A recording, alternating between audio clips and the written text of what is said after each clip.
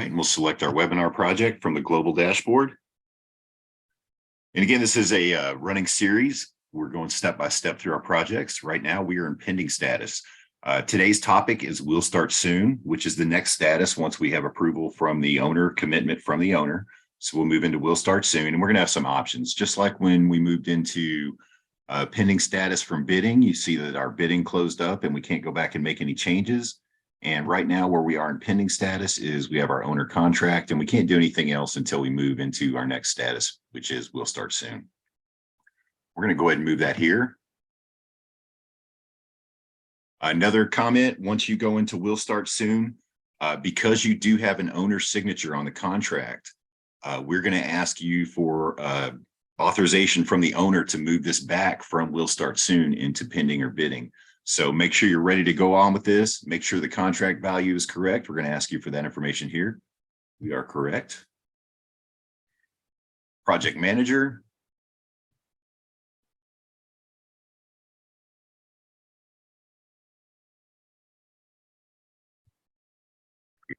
Selected. If we need to change anything on the number of substantial completion days, your job number, if you want to put anything else in here, you can type it in, add to it. We just do our standard numbering format here, contract agreement date. If you need to add a retainage or change the material retainage, you can do that now. I'm going to start this to "We'll Start Soon." At this time, if you want to remove the tax and overhead or labor burden from these items, you can do that, and it's going to move it all into profit for you. If not, you can leave these checked, and it's just going to keep things just like they were. I'm going to do a couple here just for an example to show you what we mean by this. You can leave these all the same. You can uncheck them all here, of course. And we're going to save this.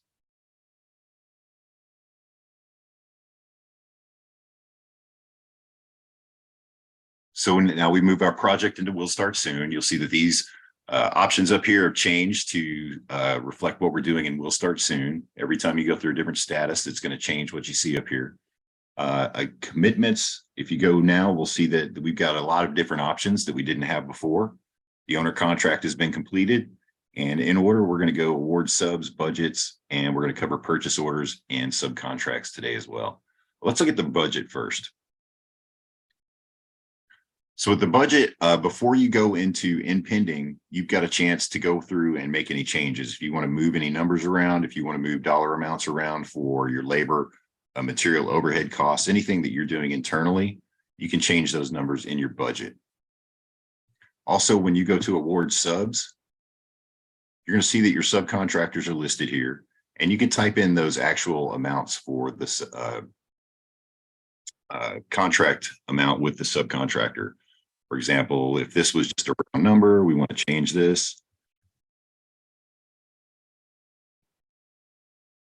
We can make those changes and go through before we award these subcontracts. So you want to get this part straight. You want to get your budget straight, all your numbers good before we move into our next phase. So with award subs, what we did in our previous steps is we assigned which subcontractor. So you'll see our subcontractor is going to show up over here. If something happened between the time that we got their estimate and the time that we were signing the subcontract, we can go in and make changes to the subcontractor by clicking on the highlighted hyperlinked cost code. In here, it's going to give you all the selection of the available contacts that you have in your system that are authorized to do, in this example, concrete. So if we needed to change that, I'm going to change this to everything subcontractor.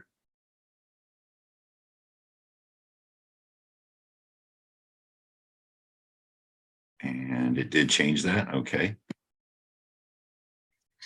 So now I've changed my subcontractor, and all these are listed as subcontractors. There's none in here that I'm doing the work myself. So all these subcontractors are going to show up here in the bottom in the subcontracts. Also, you've got this toggle up here where you can go to view edit subcontracts, because you might go back and forth when you're changing these dollar amounts or anything you need to change. So we've got that toggle for you to go back and forth. I did not save that, so it's giving me that prompt. I'm going to save this for the subcontractor that I changed. Now I'm going to go to subcontracts.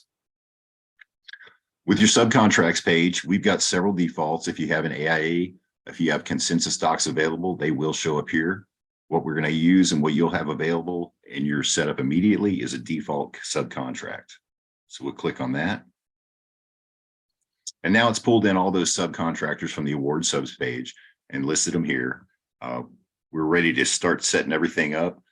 We've already got their award sub, or we've already got the amounts correct, so we don't need to make any changes. So we can go through and start reviewing the subcontracts now. If we need to make anything, or if we need to add any attachments to this document, we can do that here. Click on the hyperlink, the 0. It's going to ask us for a file, so we can select the file.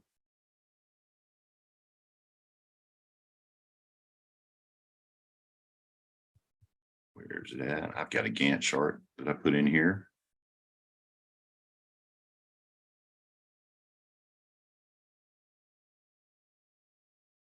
We'll do a subcontract instead. We can give it a title.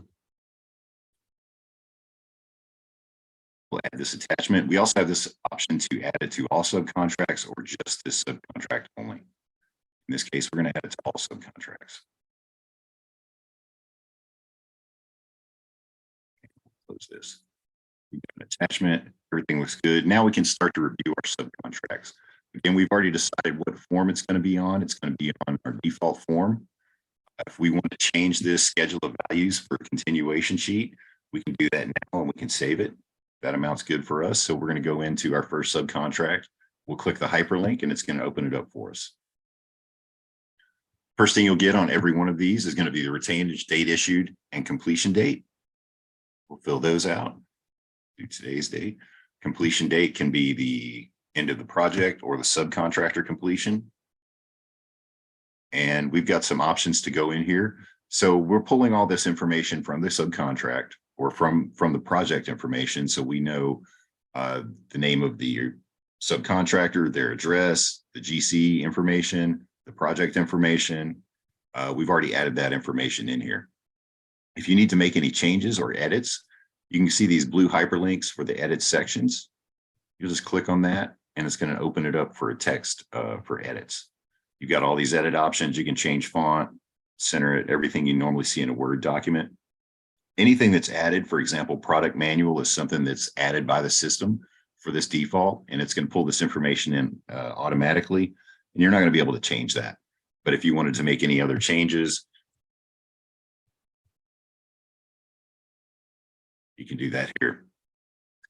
But one thing that we do have for subcontracts as well is this little box here. Use this for all the subcontracts. So if you wanted to make this change for every subcontract, you can click this box. It'll make those changes to every subcontract.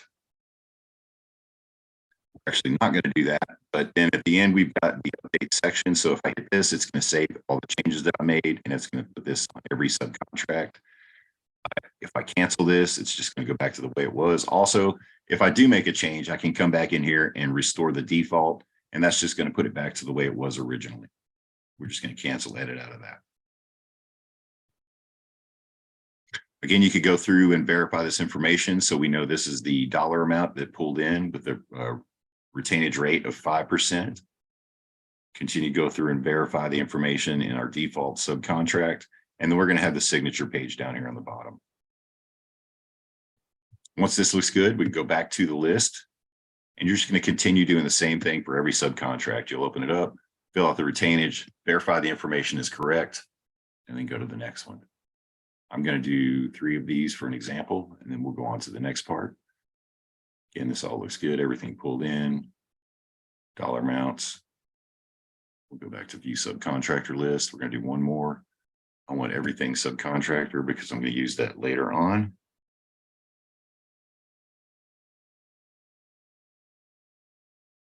Date.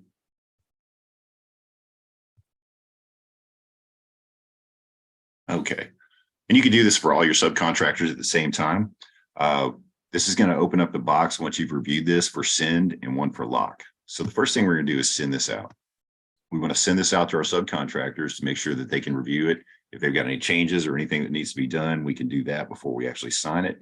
We've clicked those boxes and we'll click sign send, and we'll send those check subcontracts. So those contracts have been sent. We can choose to lock these now or wait until we get the information back from your subcontractors. And once we lock this, it's not going to let us make any changes. We're going to go ahead and do that. And it's going to show you an example of one of our checks as well. So when I lock this, it's going to check for the insurance for workman's comp and general liability. If they do not have it, you're going to get this message right here. And we're also going to notify them in an email that we need this information to continue on with their subcontract. So we're going to go ahead and do this for all three of these.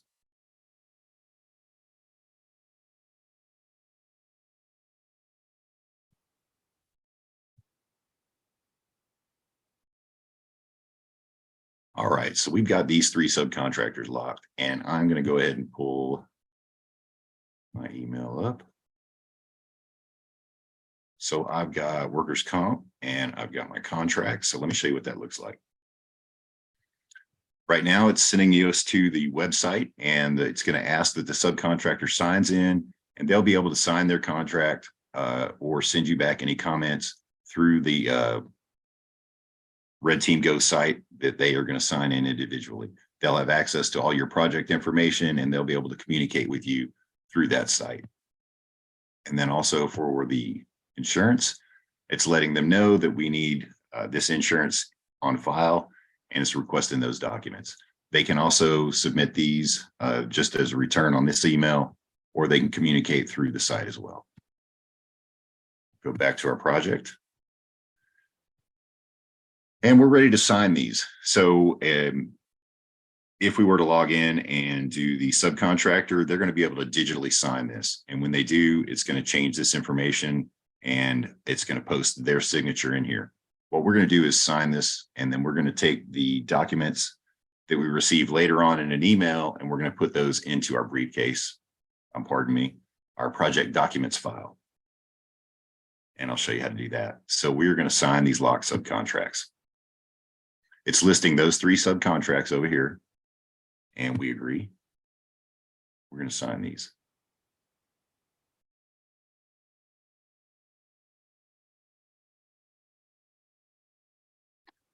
And while it's thinking about it, as I said, if they had gone through their site and digitally signed it, this information would be complete.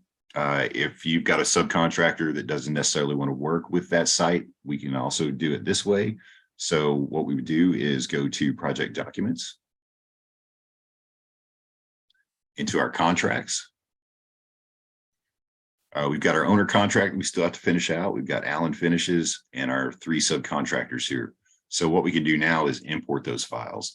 So in this example, Allen finishes sent me an email with the signed subcontract. I had already signed it when I sent it out, so they just PDF me to copy. I'm going to pull that from my email and download it to my file, and then I'm going to pull it out. So I've got my subcontract right here.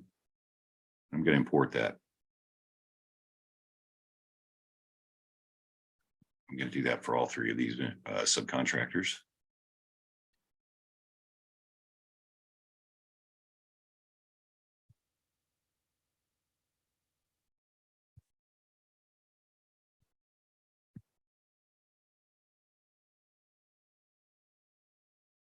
And while I'm here, I'm going to do it for the owner as well.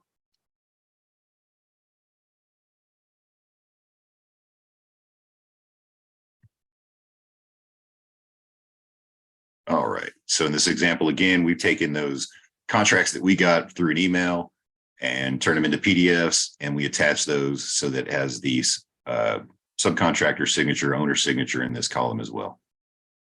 And we're going to go back to commitments. For your subcontracts, if you change any of these in the award subs, it'll show up here automatically for you. If you need to go in and make any changes, you can. Once you've locked these subcontractor contracts that you've signed and sent out, you do have the ability to unlock those. Your system account administration, unlock, unsign. So you can unlock a subcontract.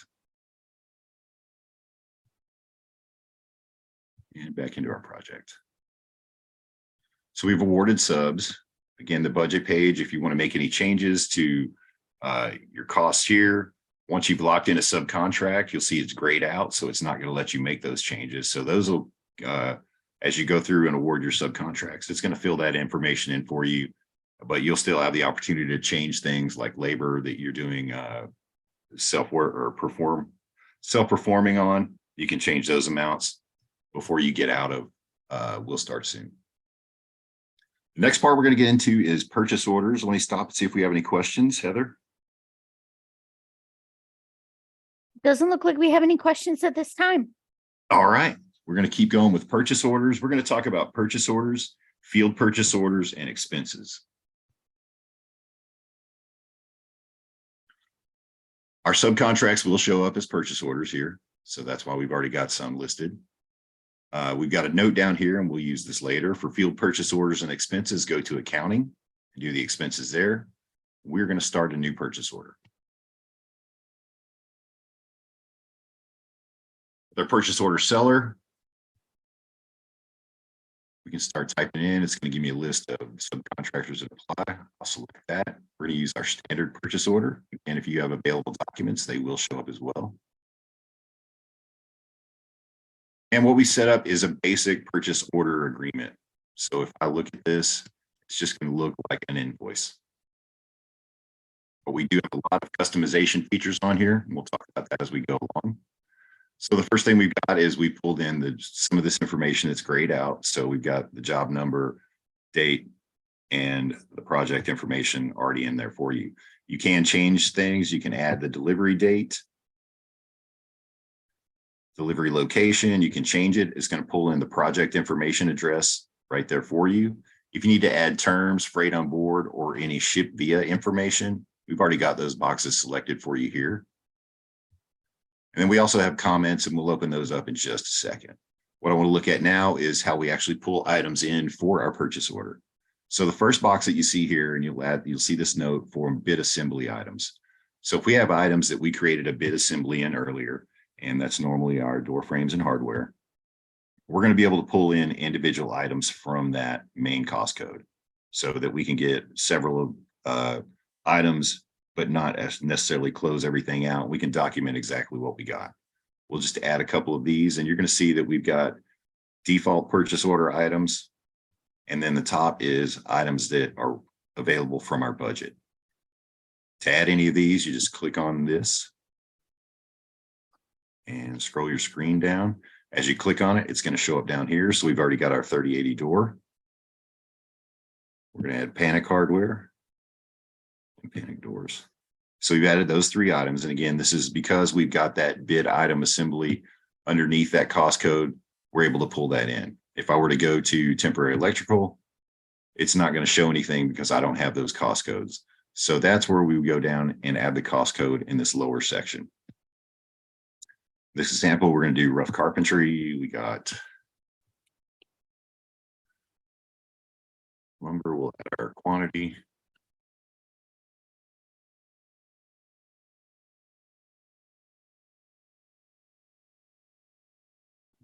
And remember to click the add button. If you don't, this will not show up and you'll start all over again. So we're going to click add. You see that's listed here, and we're automatically adding the prices. So we've got this total up.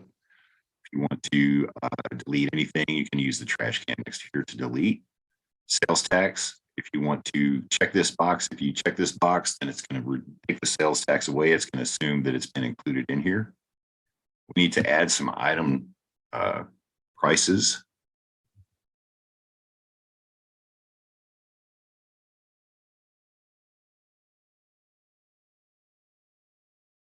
And now we've got all these items calculated. Everything's been brought down. And the sales tax, we did not include it up here, so it is going to calculate that for us. If we have any shipping and handling to add, we can do that. If we had, let's say we've got a discount, you can use a negative number down here. We got $50 of shipping. And that'll complete the price part of it. As I mentioned, comments, right now you've just got a basic invoice.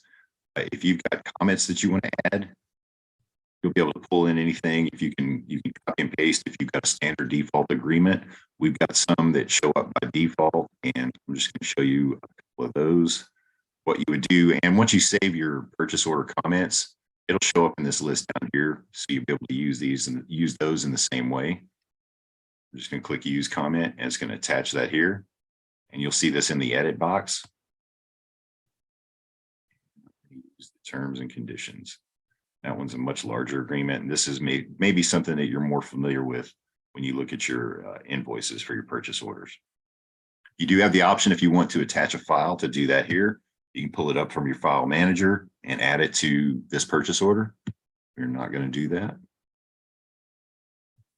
We'll review everything, make sure it looks good. We've got all our items, prices, address is correct.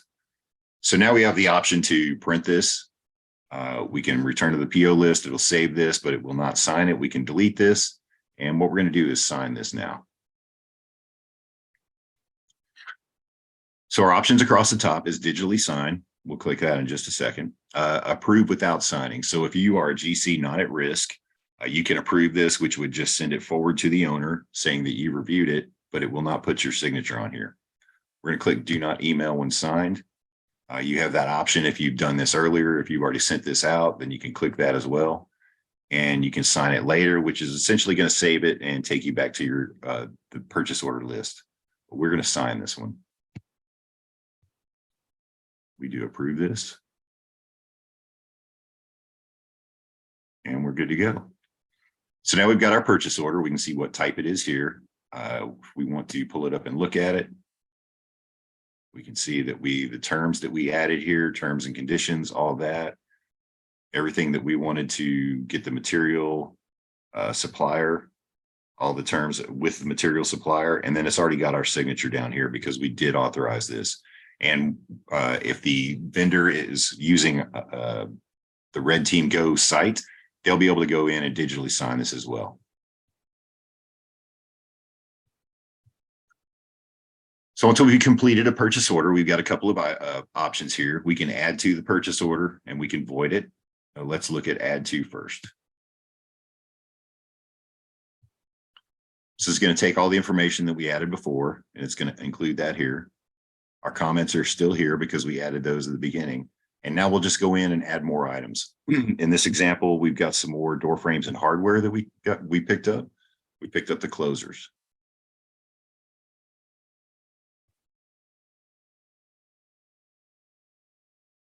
Place it in here. Everything's calculated. And we're good. So we're going to sign this. I'm just going to give you the same defaults. Do you want to send this email? Just sign it.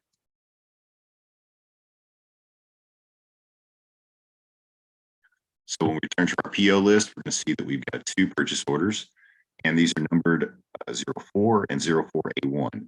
So we can tell that these two purchase orders are together. They're going to the same vendor, just different items on it. So if we wanted to pull up the print on this last one, we're going to see that it's just the closers, and we can check this first one out, and that's got our doors and panic hardware. We have the import function. So if we did not get a signed copy through the site, but the material vendor sent us a signed copy and we turn it into a PDF, we'll be able to import it just like we did with the subcontracts and the owner contract. You'll be able to pull it in, and this purchase order will override what you have from RedTeam Go generated. If we need to void a subcontract, we have that option here to void. It's going to ask you just to make sure because it cannot be undone. And we're going to check yes. And it's going to let the accountant know. That is purchase orders. We do have print summary reports of your purchase orders. So it's going to break it down by subcontractor. You can email this. And we can do liens from here as well. You can filter through all vendors or specific vendors. So there are a couple of options on the purchase order screen. So again, we've got the hyperlink now that we're ready to go to field purchase orders and expenses. We've got the hyperlink down here, and this is going to take us to accounting, but we're going to cheat and use this. It's going to take us to the opening page of accounting. We can just close out billing, and we're going down to expenses. So you notice the expenses is going to show everything. This is, again, under the accounting tab. This is what the accountant is doing. Even though our field purchase orders can be done by a superintendent, the acceptance and approval are going to be done through the accounting page. So that's why it looks different than your project page. First thing you want to check is make sure that you've got payment methods. So we'll click the gear icon and the first one here, manage payment methods. You can add a new card, type in the name here, use whatever. And of course, we tell you for security reasons, do not use your entire card number, but you can use the last four, any kind of nickname to tell you what it is from your QuickBooks or just what you use for your payment options. We do have the filter here, so we can look at all. And we'll talk about approved and accepted. So approved and accepted for purchase orders expenses, the project manager will approve it, but ultimately the accountant will accept it. So that's the a double check system there just to make sure that we don't just start sending expenses up. It gets approved by the project manager, accepted by the accountant. And then also here we can accept multiple. We can export this to Excel, and we have a report that you can download for your expenses. Now we're going to create a new expense. Add expense. You do have this option to close this to give you more room to work in here. And it's going to ask you for the project name. So we are webinar. We're going to go with today's date. It's going to ask for your vendor. If you have a Home Depot as a vendor, they need to be listed in your contacts. If you don't have them here, they're not going to show up. So you will have to add Home Depot to your contacts in order for them to be available as a vendor for expenses, like if you just use your credit card to go pick up something. If you have a vendor that you're using a credit card, like the example I just gave, then you're going to have the difference between a purchase order and expense. So the first thing we're going to do is an expense because we're going to Home Depot to pick up some material because we needed it last minute on a job. We are not going to have an invoice for this. The invoice number will only be for our field purchase orders, and we're going to use a payment method. So just like there would not be an invoice number for an expense, there would not be a payment method for a field purchase order. We're going to use our Home Depot card as the payment method. We'll add our total here. Who it's submitted by. And then we're going to use our cost codes down here for what this expense goes to. So again, you can start typing in, or if you just click it, it's going to give you the list. We're going to go to rough carpentry.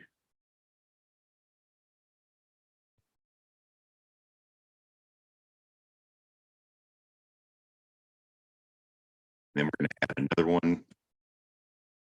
This is going to be masonry, and it's going to be $50 as well. So this total is not going to take from what you've got down here on your itemized total. So you probably got taxes or whatever added to this, which you're just pulling off the receipt. But make sure that that total matches up down here. So when I click out to the side, $100 in my itemized total and my total matches.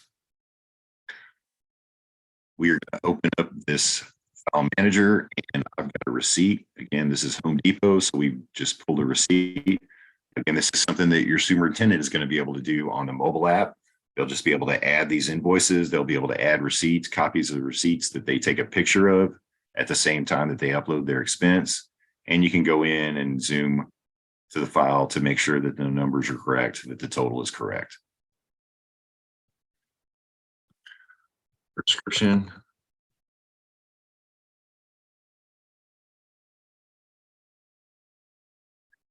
We are not going to click these boxes, but you will see that in just a minute. We do have the option to save or save and approve because we are logged in as a project manager and actually as an accountant as well. We have the option to save and approve this. We're just going to save this. And when your superintendent turns in field expense or field purchase orders or expenses, all they'll do is save. They're not going to approve anything. So we'll be able to see that in just a minute. We're going to do another expense first. And this time we're going to do a field purchase order instead of the expense. So again, we've got our webinar. Today's date. Vendor, and we are going to use our invoice number. We are not going to use a payment method. and then our total amount.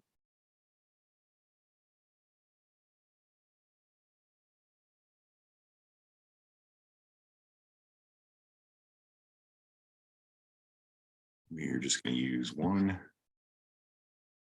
So in this example,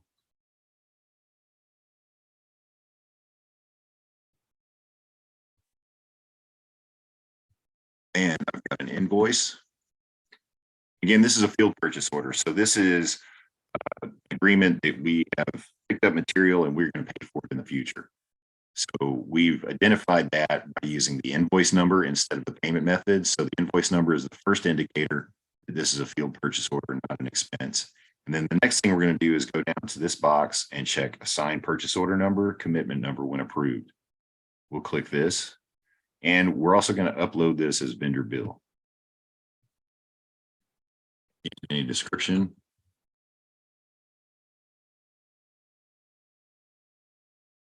And we're going to say we're not going to save and approve.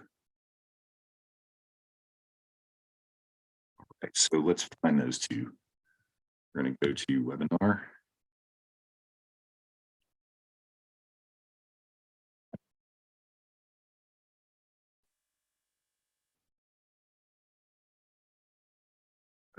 Submitting. We're going to select all from the filter. We're going to see these two that we just created. So we've got purchase order number and invoice number. This is an expense. And because this has it listed as an invoice number, you're going to see that when we go back to commitments, that it's listed as a field purchase order there. We did not approve and we did not accept these two items. So there's nothing in these boxes. When it is approved by the project manager and ultimately accepted by the accountant, we're going to have dates in here. Let me go back to commitments and purchase orders. So again, that was the accounting tab, but the project manager is not going to be going into the accounting tab. So everything's available here in the project dashboard under commitments and purchase orders. So we've seen that we've already created this purchase order and our voided purchase order. Now we go down to expenses and we've got our expense with Home Depot.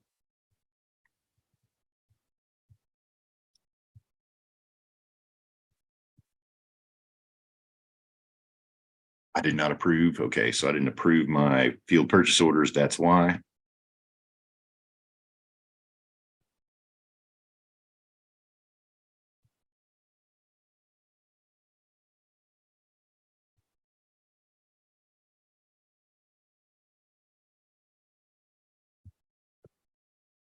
Into our project.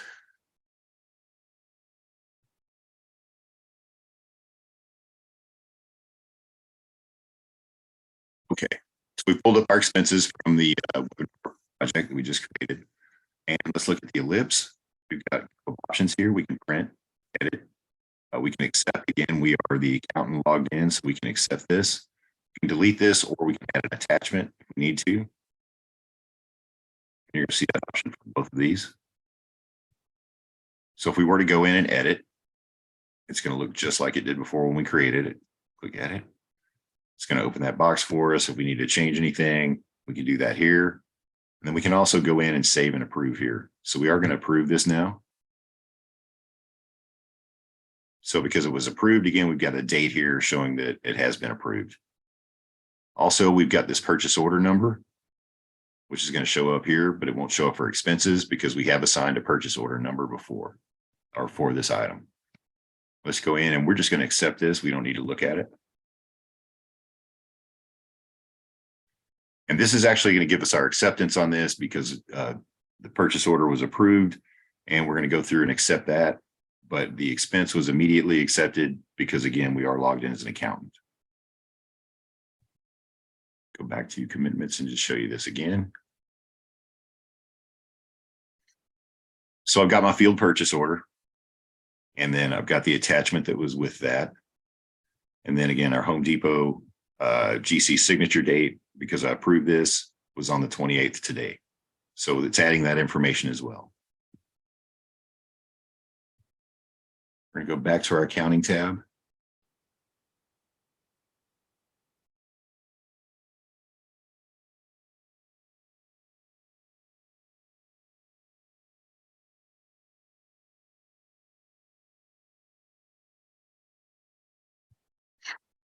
And it's just going to open this up because it does not have accepted. Again, if you want to, you can go in and check all or approve, not approved, voided, any of these. We're going to go to all and we're going to show both of our expenses. We do have some options under here. Here, again, we've talked about those. Export, accept, checked, or accept, checked. If we wanted to go that way, we could just check that and we could do multiple items at the same time.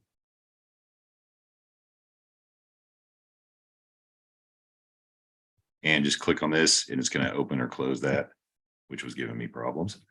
And now I want to go in and accept this one.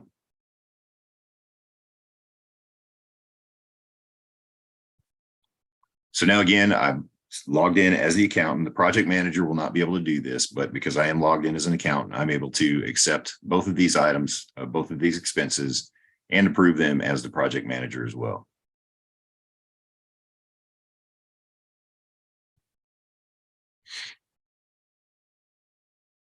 Heather, do we have any questions now? It doesn't look like we have any questions at this time. Okay, so go back with me and review this. We went through going into our will start soon status, and we opened commitments up.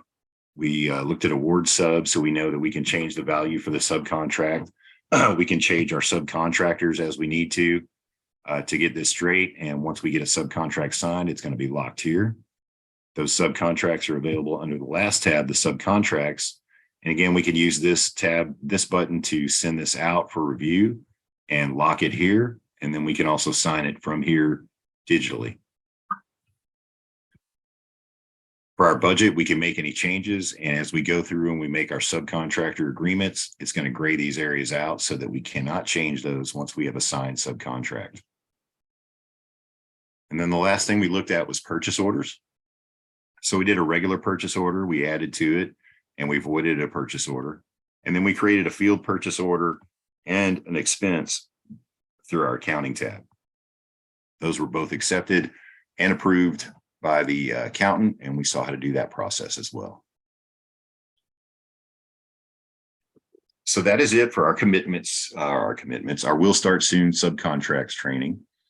The next one that we're scheduled to go into is going to be change orders.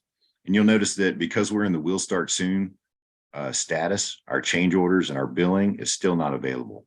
So once we move out of will start soon and into in pending, in progress, it's going to give us those options. And that's what we're going to talk about next time is change orders. Heather, is there anything that we need to talk about before we leave? I think you hit all the wickets. All right. Well, that's it for today's training. Thank you all very much for joining us. And we look forward to seeing you in our next training session.